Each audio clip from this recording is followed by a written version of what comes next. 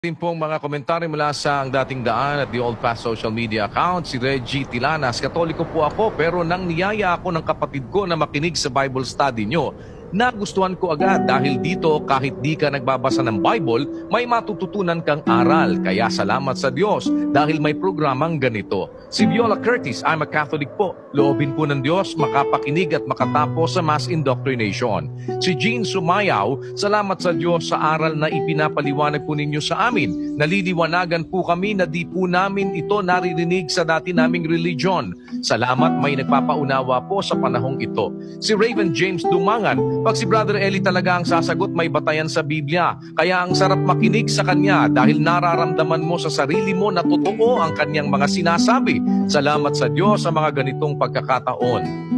Si Yuki, eye-opener yung unang tanong kasi ito yung mga common sa mga kilalang iglesia ngayon. Dapat masidhing pakinggan ito.